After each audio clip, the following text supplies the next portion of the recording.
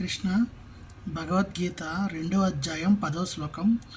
తమువాచ హృషీకేశః ప్రహసన్నివ భారత సేనయోరుభయోర్మధ్యే విషీదననిమిదం వచః. ఓ భారతవంశీయుడా, ఇరు సేనల మధ్య శ్రీకృష్ణుడు నవ్వుతూ అప్పుడు అభిముఖుతుడై దుఃఖితుడై అర్జునునితో ఈ విధంగా పలికాను. ఋషికేశుడు, గుడాకేశుడు అనే ఇద్దరు సన్నిహిత మిత్రుల మధ్య సంభాషణ జరుగుతోంది.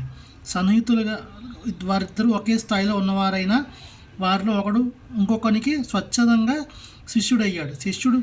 స్నేహితుడు శిష్యునిగా కావడానికి ఎంచుకునే కారణంగా శ్రీకృష్ణుడు నవ్వుతున్నాడు. సర్వులు ప్రభువుగా ఎల్లరి యజమానిగా అతడు సర్వదా ఉన్నత స్థితిలోనే ఉంటాడు. అయినా భక్తుడు ఏ పాత్రలో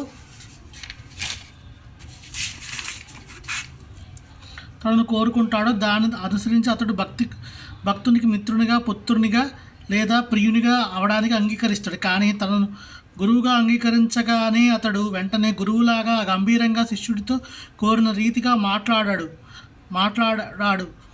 అందరికీ లాభం కలిగే రీతిగానే ఆ గురు శిష్యుల సంవాదం రెండు సేనల సమక్షంలో బాహాటంగా జరిగినట్లు కనిపిస్తుంది.